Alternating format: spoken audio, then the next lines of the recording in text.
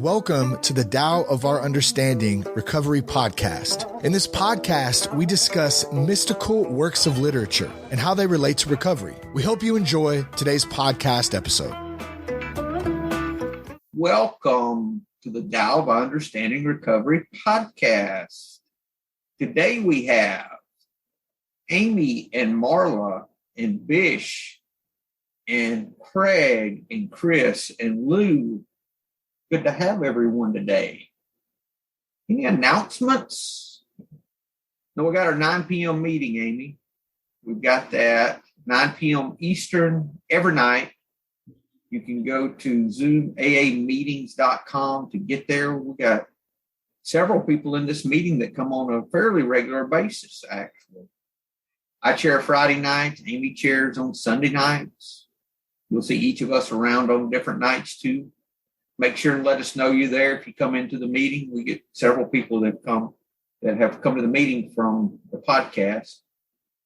I guess I'll announce the book. I will. I'll be happy to, because I just found this really cool book on Amazon. It's called Powerless But Not Helpless, a meditation book of 81 verses from the Tao, and it's written by Buddy C. I can't wait to get my copy that's going to be delivered tomorrow. Oh, Buddy C did that? I know Buddy that. C did that. I can't wait. Very well. So Amazon. Amazon. All kidding aside, you can go to buddyc.org if you want to see.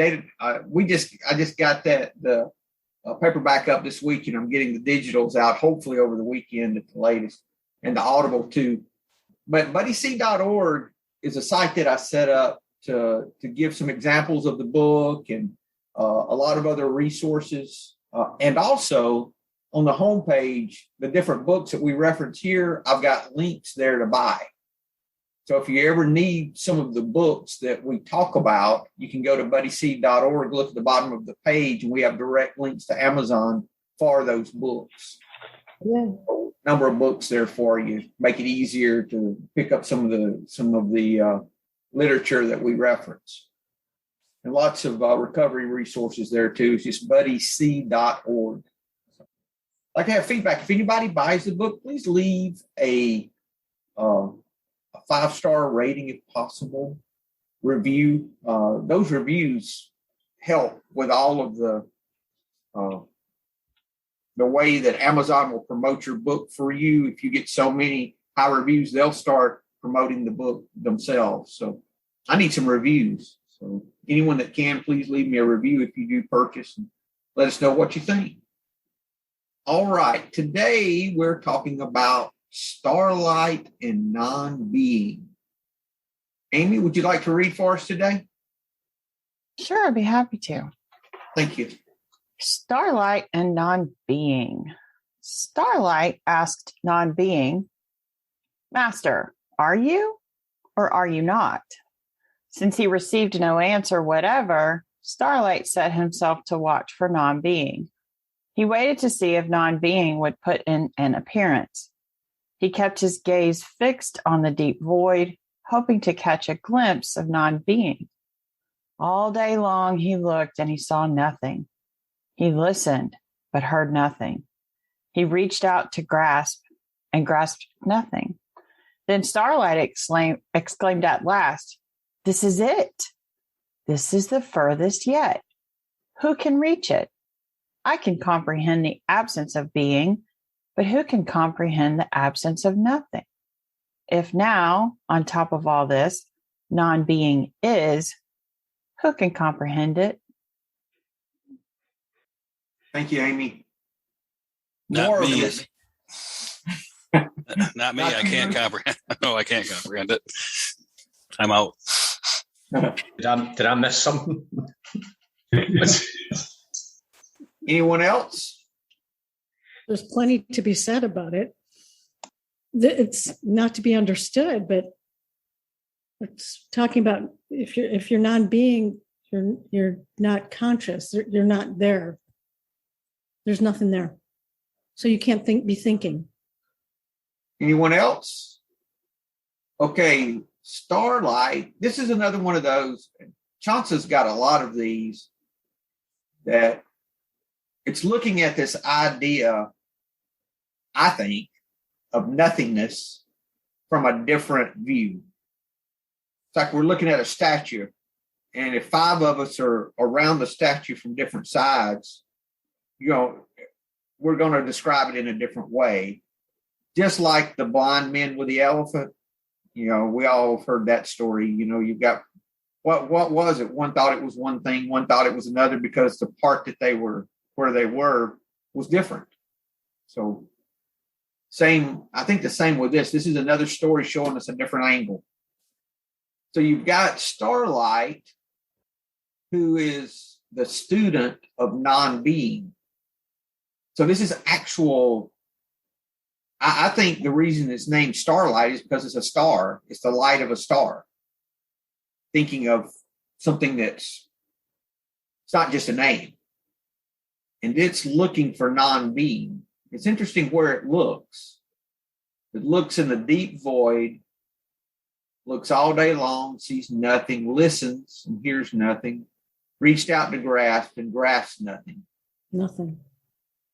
Oh, before that, look at how Starlight asked the question. Are you or are you not? Immediately, that looking for differences, looking for. Is he asking another human or is he asking another God? Because if he is asking another God, if he is asking God, are you or are you not? That there can,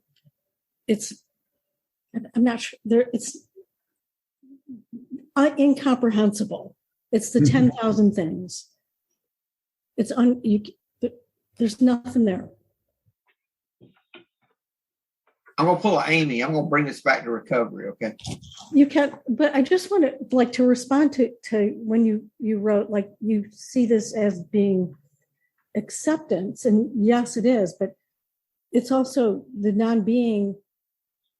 This is what I get from it. The non-being is that there's nothing there. You're not there. There's no consciousness.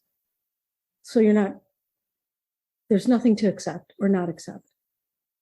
There's only the moment, Marla. There's only the moment. So at the end, when he said, if now on top of all this non-being is, it's not about whether, I think, not about whether non-being is something or not or what. It's that we learn to accept the moment, ultimately. It's interesting that I had to seek for recovery where I saw nothing. Like we see all the paradoxes that we surrender to win, we give it away to keep it, all those things. Yeah. For me, that would be staring into the void, not into my abilities, but in the opposite of my abilities. As in, our value is in our emptiness, not in what we possess. It's in what we don't possess. So the way I did that, at first I thought of meditation, gazing into the void, those things, which is what, actually, that's a description of my meditation. That's exactly what I do. I just sit. I don't look for nothing. I don't try to find anything. I'm just there. So I said, oh, okay, I understand that. But then the more I thought about it, when I worked this, my surrender moment for recovery was a point where I said, okay, I'm going to quit trying. I can't do this in my own power. Either you are or you're not. I'm done. That would be surrendering to the void. I mean, really, I think. And then I started seeing, that craving lifted and I didn't drink again. So the ways we stare into the void would be open-mindedness, would be, for me, it'd be working the steps on a particular problem. Y'all do that. Like if you have a issue that you, that's something I learned after a few years was how to how to work the steps on a particular theme. Let's say I had like on my business was the first thing that I did that with. I went through and I said, okay, I'm powerless over my business. It's unmanageable by me. I have insanity in my business that I believe can be resolved, that there's a power greater than me that can help in my business, that can handle this. I turn my will and my care of my business over. I let it go. Then I look for ways that I've harmed in my business, fear that I had in my, all those things. Go through the whole steps with the business. If I've got anyone I've harmed, I have to make those amends. If I hadn't already, I look at it very closely. And then I look for a way I can give in my business. So that's how I work the steps through. And for me, that would be looking into the void. That would be looking toward powerlessness rather than toward my abilities in this. Comments, guys? I made my comments. I think it is interesting that it was after Starlight spent time in the void that some kind of comprehension came, or some kind of acknowledgement, some kind of understanding came. And it sounds like it was quite a significant amount of time in the void as well. Exactly, Lou. Yeah. He definitely did not think he had the knowledge or had what he was looking for.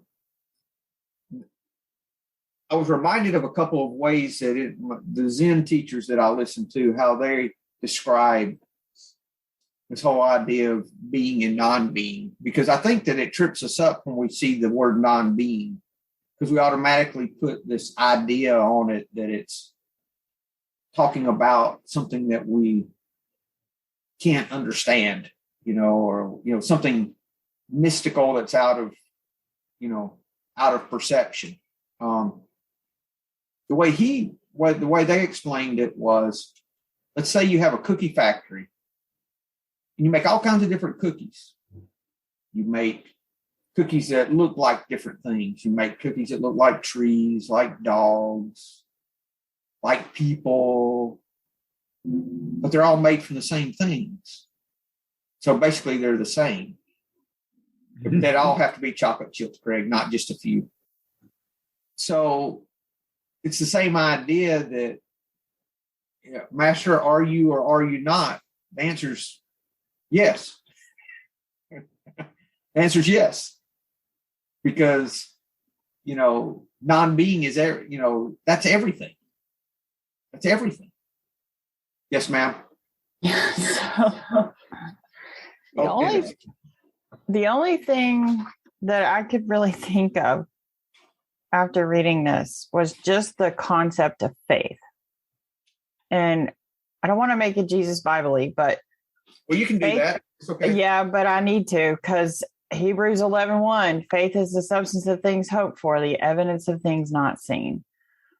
And I didn't understand that really until I got sober and started working some steps. And it was just like looking back over my life and seeing the mess I had made and the predicaments that I had gotten myself into, whether it had been jails, institutions, or death.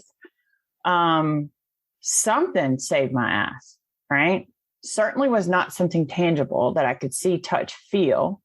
Certainly was not something that I orchestrated on my own.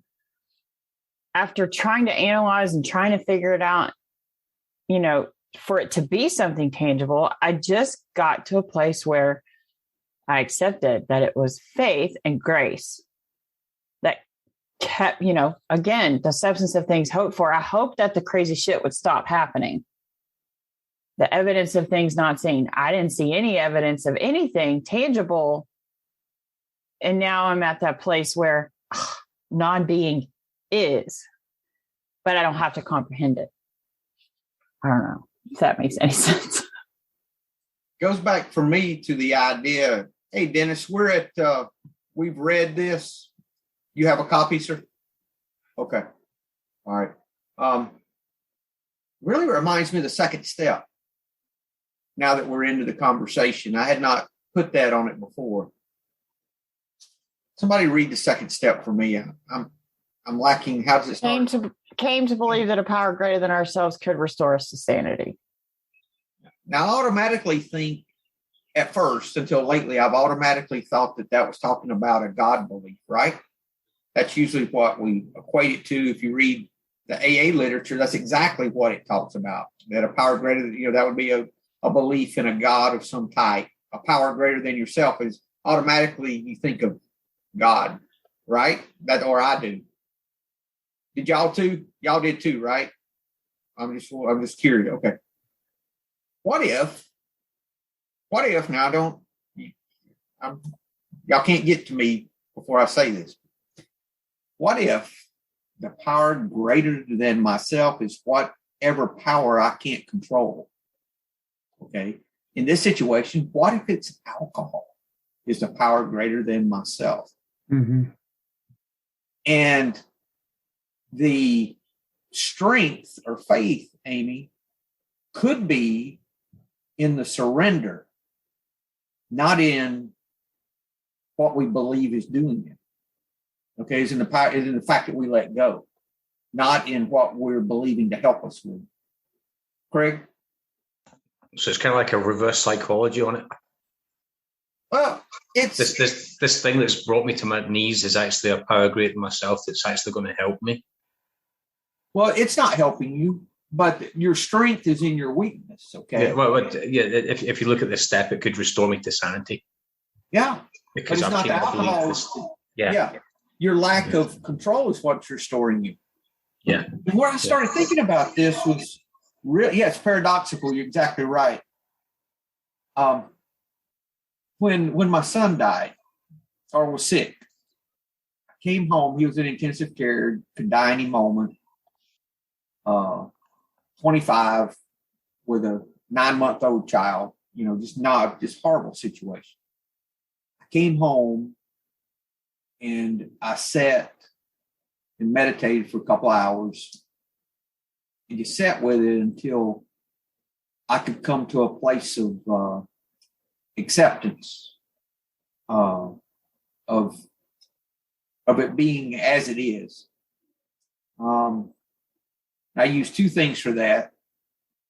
Thank you for everything. I have no complaint whatsoever. I did that for 2 hours. And I would not change his medical condition even if I could.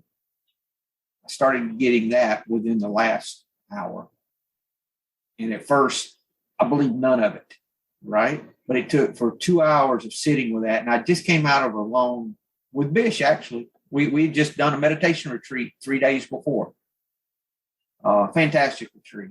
And so several days I'd been just meditating, 8-9 hours a day, whatever it was. So I was in the best place spiritually I could be for this to happen.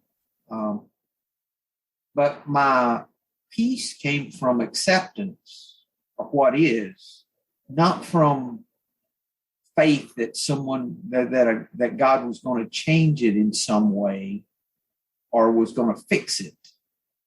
It came from accepting. So that's been my experience. And once that happened, I'd been kicking this around before that maybe when we're in the middle of that, I don't understand how it works. I don't understand how my alcohol, it took me 6 years to surrender that, how that worked.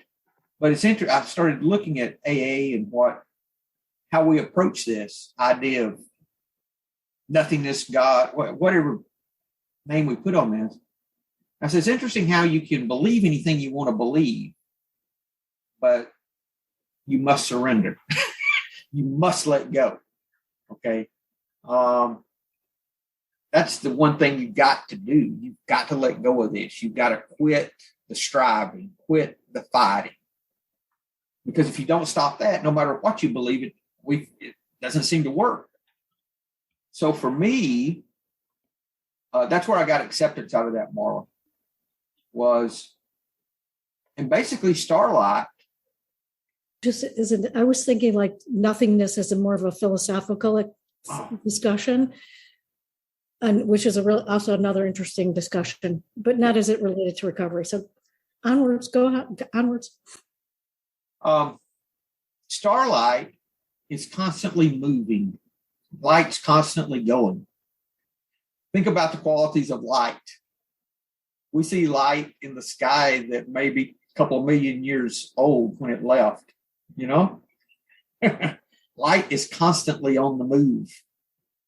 And for it to look into nothingness, that's the opposite approach for starlight, because light would seek it out. And here, this is what I'm thinking on this. It's counterintuitive for light to say, I'm going to sit all day long and look into nothing. That's the way I was thinking about it. Any comments, guys? So is this version of starlight trying to understand everything rather than just accepting things for what they are? Could be. Is it trying to put a label on things? I think so. You shine light on something, you want to figure out what it is, right? Mm-hmm. Oh, okay. Yeah, I know what that is. I know what that is. Or could it also be trying to be something that you're not? Mm-hmm. Sure. Yeah, it's maybe looking. Sorry. Go ahead, Luke. Say it's looking in all the wrong places. Starlight is shining on things, and it's looking in all the wrong places where the void is the place, perhaps. Yeah, Craig, you have something? No, it's gone. It was to do with labeling things, and it was to do with a conversation that we've had, and it was me trying to understand something, and the conversation always comes back that it's not my place to understand things. It's my place just to accept things for how they are, not for how I want them to be, because that's where a lot of my difficulties come in, because I cannot accept things for how they are, because I'm always trying to meddle and interfere with things. And if we don't watch it, we can approach prayer, if we have a God belief, the same way, that sometimes it can keep us from accepting what is if we're all the time praying for things to be different than they are. That's what we were discussing. I think we were discussing my 6th and 7th steps, and I'm trying to get rid of these defects of characters, but I want to hold on to these ones because I'm not prepared to accept what God's got in its replacement for me. So if I'm trying to get rid of this resentments and intolerance of people, I'm just expecting them to take it away from me, but I'm not expecting anything in return, because I don't want to really practice this tolerance and patience that he's going to give me. So it's all about what I want. I'm trying to control and not accepting things for how they are and what I'm going to receive in return. Thank you, Craig. Bish? Yep. So I think this whole thing sort of is how Taoism kind of points at the inability of language and logic to encompass reality. That trying to put a label on a non-existent thing, like, falsely turns it into a thing, right? So personifying non-being, like, screws the whole deal up, like, from the get-go, and then looking for it, shining a light into darkness is doing basically the same thing, and grasping nothing, right, is interesting in that it's actually grasping something, and in the end you come to the realization that the absence of nothing is kind of like dividing by zero, right? It breaks your brain. So for me, this is sort of how I can dance around my higher power with logic and language, but I can't ever look directly at it. In fact, I don't really want to, but it does break my brain when I invariably try and fail. But I can point you in the direction of it. I think that's just why Taoism in particular I have such an affinity for it because it lines up so directly with the paradoxes in the program and the paradoxes in trying to describe and grasp and fail to grasp my higher power. Thank you, Bish. That was well said. Other comments?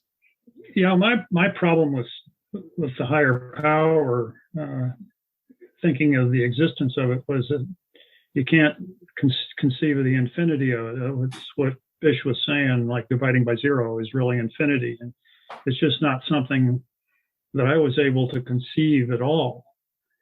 And you get into the trap of trying to conceive of it when you think about the higher power.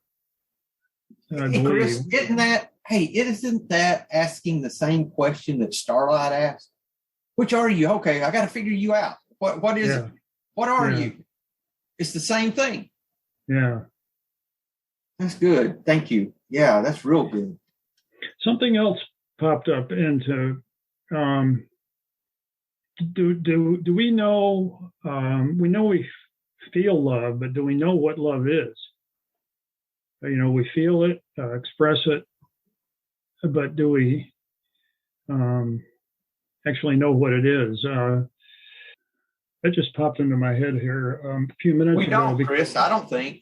Because it's just like, the higher power is love. I've heard that many times in the rooms. And so then does that mean we can equate our higher power with love? And then what happens if we substitute love in here for non-being? Oh, wow. Thanks, Chris. Man, that's great. I'm surprised. Craig, why didn't you think of that? I'm disappointed in you, Craig. Because we had a discussion before the meeting that it's not all about me, and I had to let other people do things for themselves. Thank you, Craig. So that's a good reason. That's why I did have it written down. Yeah, right. All right. So, Chris, you're saying Starlight and love. Love, are you or are you not? Since he received no answer, Starlight set himself to watch for love. Yeah. He waited to see if love would put in an appearance. It's the same thing we talk about when you substitute love, God with the word love, right? Yeah. What I got out of this is that it's actually an oxymoron or a paradox itself that we're trying to intellect it in a discussion for something that isn't there, right? It is beyond our intellect capacity to get that non-being, and even if you call the master love or God or whatever you choose to call it, right? It's on that stage that you don't get it. So I've come to the belief that I will always be an agnostic without knowledge, because if I put in knowledge to it, I'm lost. There's my ego is in there, and in the end it's just a rabbit hole, because I'm grasping to understand, and that's exactly what it is not. But sitting and grasping for nothing is exactly it, right? And that means it's in between thoughts. It's the gaps between thoughts. We can see the fruit of love, but we can't. That's I think that's what we see, Chris. We see the evidence, right? But we don't see. No, I don't understand. I don't understand why my life is better the more I help other people. That does not make sense to me. That's what you're talking about. For me, that's what you're talking about. Right. Yeah. I just don't understand it, but it works. Mm-hmm. If I'm kind, my life is better. Sounds like the wind. Thank you, Bish. Yeah. What's kind of cool for me too is the less that I try to fix and control and manipulate, it's so backwards than absolutely every single thing that I've ever learned and been taught in my entire life, right? The less I try to do or understand, the more I understand. I mean, I guess it's the whole concept of the Tao. For me today, love is joy. It's absolutely in the moment. If I can stay in the moment, I have a chance to experience some joy and love and whatever else goodness is in this moment. When I start future tripping or or tripping on the past, that's when I lose that. Yeah. Yeah. And how important is it really? How important is any of it really? Right? I got sober to be happy, joyous, and free. Didn't know that at the time. I just thought I wanted the consequences to stop. Right? But I stay here right now because of the feelings that I get to experience, the good ones, the joy, the love, the peace, the serenity, all of those things that actually come from me not trying so damn hard. Yeah. That's why alcohol was a symptom. It wasn't the problem. That's so funny, but you can also say what Amy just describes as the symptoms of love. Yes. So we're getting the joy exactly. and all that. That's the symptoms of the outpouring love, and the peace is part of that too, Dennis. The peace is the other part. Yeah. Yeah. And And those are the fruit. Oh, go ahead. those are the fruits of the spirit. But the spirit today is not the spirit of alcohol. It's the substitute. Take alcohol out of the equation. I got to have a substitute. It's still some kind of spirit. It's just not the spirit of alcohol.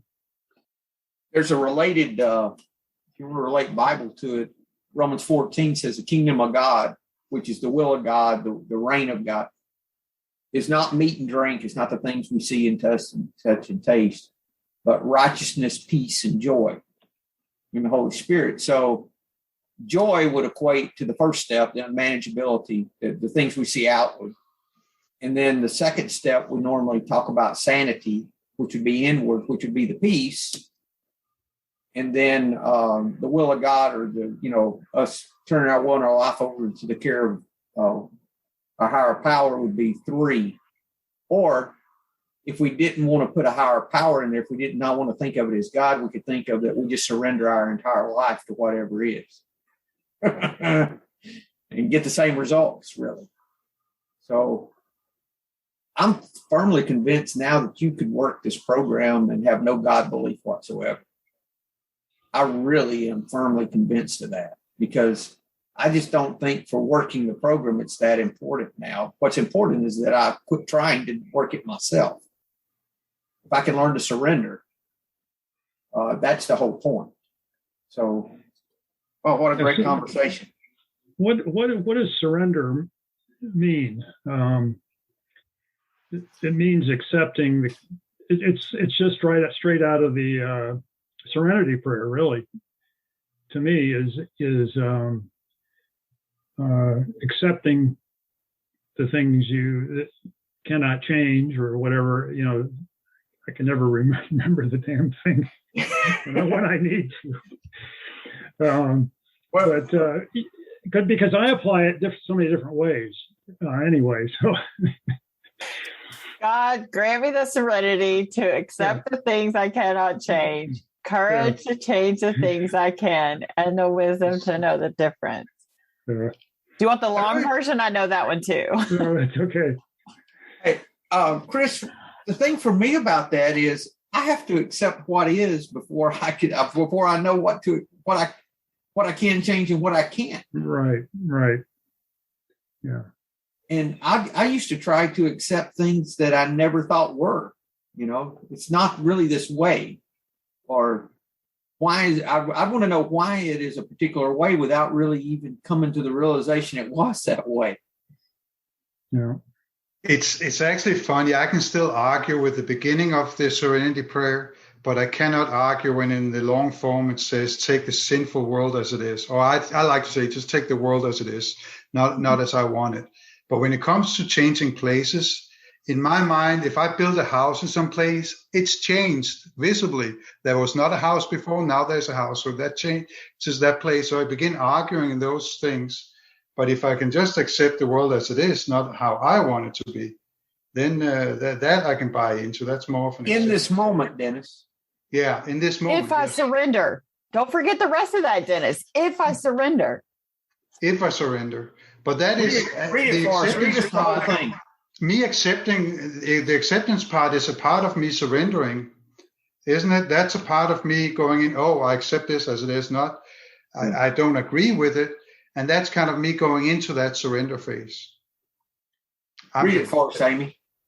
Yeah. No, I just know it. Okay. God, grant me the serenity to accept the things I cannot change, courage to change the things I can, and the wisdom to know the difference. Mm-hmm. Living one day at a time, enjoying one moment at a time, accepting hardship as a pathway to peace, taking as Jesus did this sinful world as it is, not as I would have it, trusting you'll make all things right if I surrender to your will, so that I may be reasonably happy in this life and supremely happy with you forever in the next. Amen. Man, that's Christian sounding. What has happened, buddy?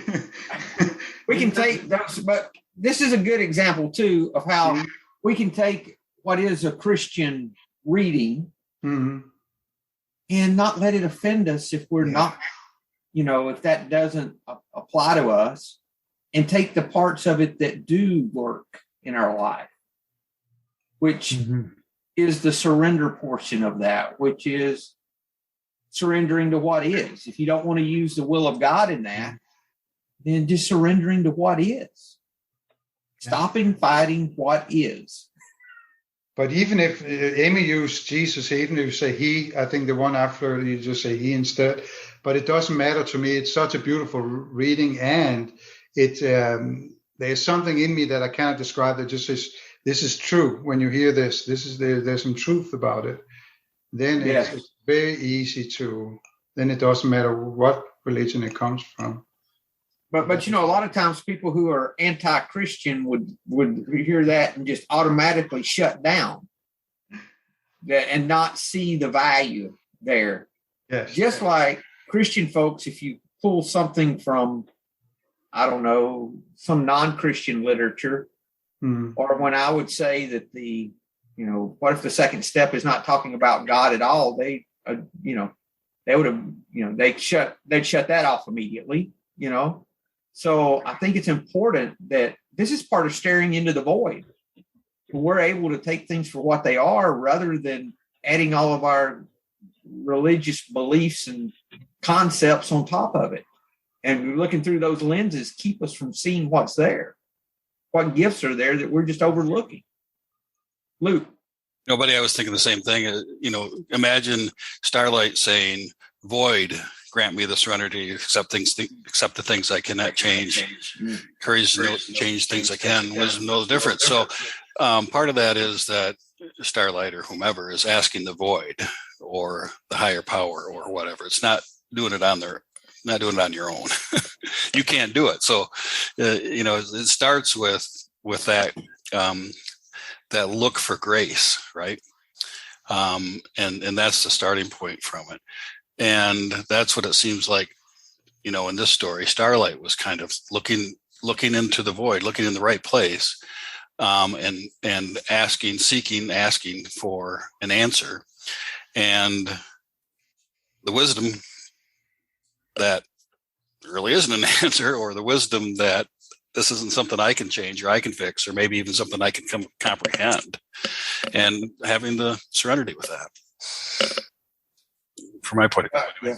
God, grant me the love to accept the things I cannot change, the love to change the things I can, and the love to know the difference. Yep. God, grant me the emptiness to accept the things I cannot change, the emptiness to change the things I can, and the emptiness to know the difference. God, grant me the surrender to accept the things I cannot change, the surrender to change the things I can, and the surrender to know the difference. It all works.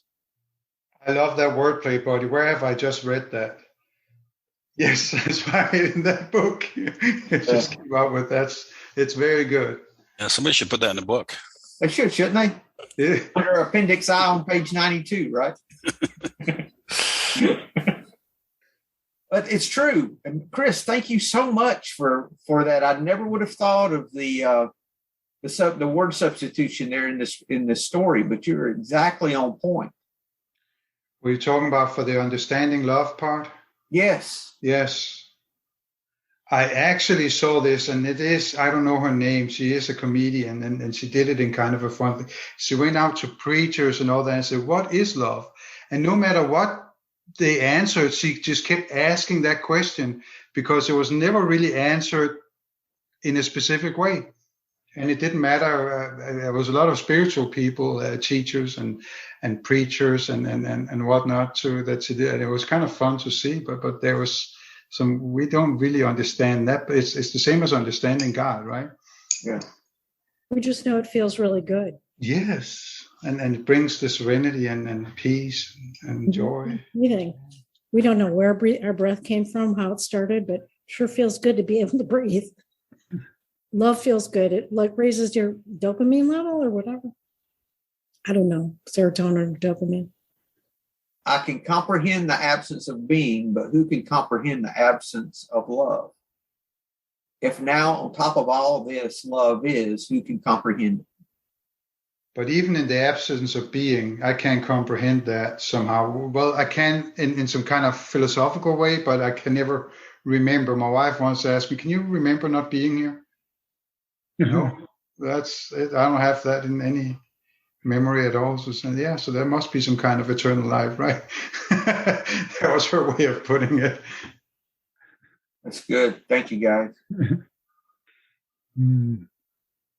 Well, so now I'm on a little tangent here. So how about the concept of anonymity?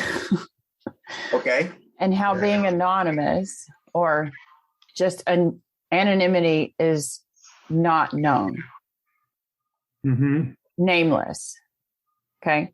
So the long version of the 12th tradition says that the principle of anonymity has an immense spiritual significance. If anonymity is not being known, and God is really not known, because asking people what love is would probably be the same thing as asking people what God is. So it just says, it reminds us that we're to place principles before personalities, that we are actually to practice a genuine humility. That's practicing non-being, right? Exactly. Yeah. That's why I published this book as Buddy C instead of my name. Oh. And I wrestled with all those things and how to do that, because it's nothing's about us. We're not the gift. We might think it's us. We're the gift. No, we're not the gift. I actually saw it, Buddy, more when you came home with the copy right before you published it. Then I asked you to sign it, and you said, I don't know what I'm going to sign in there. And just to put it out there, and I'm probably going to butcher it now, but you said, thank you for helping me surrender, Dennis. That was how I could, as good as I can read your handwriting. That's like 20 years older than my cursive writing. And that's kind of the anonymity that comes in there, because if I came up and I picked up that book and I saw that, it would look like, oh, so your sponsee has been writing a book. And that's kind of the anonymity that you took yourself out there. I think it's that everybody that knows you and we go, oh, that Buddy there, they'll know who Buddy C is, right? So I think in that part, that was so big for me. I could see the anonymity, and that is the spiritual foundation, that we don't take credit for helping others, because that's exactly it's exactly the opposite way around, right? Where you're the one that's sponsoring me through the steps, not the other way around. And that's so beautiful that you don't, it would be funny if we all got a feather in the hat every time you had a sponsee, right? Then we would walk around and comparing that hat that looks so beautiful. Then we'd have to take the blame when they went out and got drunk, Yeah, you have to then you'd have to take out feathers, right? Yeah. So I have no feathers, even no hair. So you see where I'm at. They even pull my hair. Oh, that's good. Thank you, guys. I was thinking about, as a final thought before we get out of here, being and non-being as it relates to fear. I know for me, all of my character defects start with fear. Think I'm going to lose something that I have or not get something I want.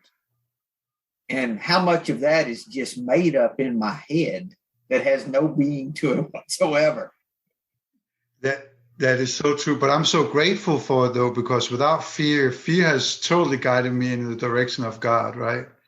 And that power I don't understand. The program, first of all, before I could even admit it, because it was just anger by then. I didn't want to see that deeper level of it. But fear has definitely driven me to that part. Exactly. I'm thoroughly convinced that we can control our lives.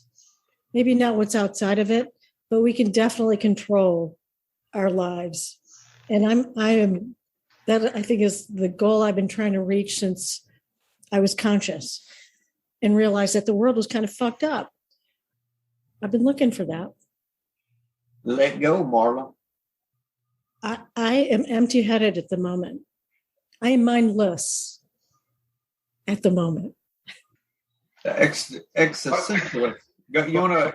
Tells me that it's not a problem for me to be mindless. I don't know if that's a compliment or not. I don't think it is. But you're still full of fear, though, Dennis. So what's the problem? Well, I just said that fear got me there, and there's still fear, and we'll get to that very soon. Yes.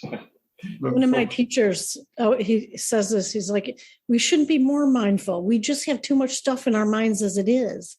We need to be mindless. Yeah. Yeah. That way we can stay in the moment. That's what I'm going for.